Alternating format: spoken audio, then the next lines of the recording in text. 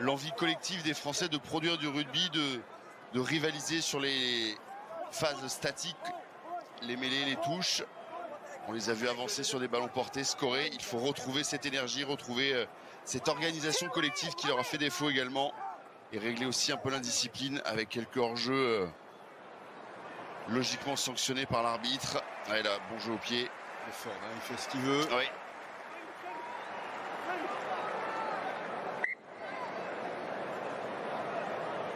Petit coup de pied. Et il y a de Perpignan qui hésite à prendre le ballon. Il aurait certainement dû.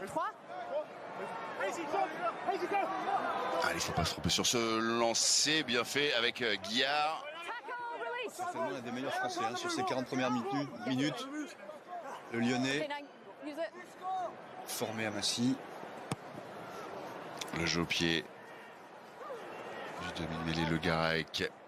Ah oui, un Anglais qui joue vite. Ça n'arrive pas, c'est pas possible.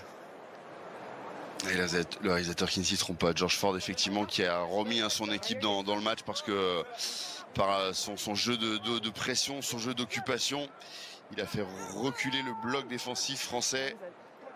Il a aussi, à un moment donné, sur un renversement, mis Tissogbe en difficulté. Il y a eu l'essai anglais derrière. Et regardez, là, on peut, avec Willis, lancer le jeu, toujours autour du numéro 8, du puissant numéro 8 français, dont le frère Yann n'a pas écopé d'un carton jaune durant la demi-finale remportée par les Toulousains face au Bayonnais. Il avait pallié simplement le carton jaune reçu auparavant par Marchand.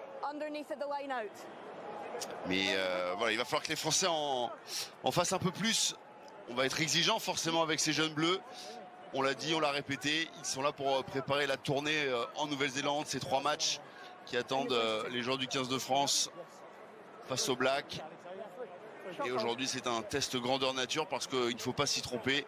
On l'a à l'image, George Ford, on en a parlé, il fait un bon match. Il y a Jamie George, Slade. On a une équipe anglaise très compétitive aujourd'hui. Et le banc anglais est aussi très expérimenté. Il y a des garçons comme Dombrandt, Cunningham South, Théodane, le talonneur remplaçant. Rod le pilier aussi, qui était là lors du tournoi Destination. Et Steve Borswick qui peut également, comme Fabien Galtier, oui, s'appuyer sur une génération assez, sur un vivier assez conséquent.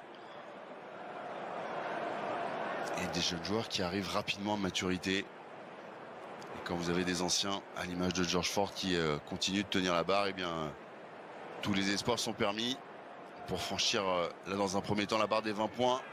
George Ford, qui a assez rapidement arrêté sa course. Ouais, il a senti peut-être comme au golf qu'il n'avait pas bien touché ce ballon. Exactement. 5 points lâchés par George Ford depuis le début de la rencontre. Oui, une transformation, une pénalité manquée sous les yeux d'un Steve Borswick. Concentré, allez Astoy, très loin.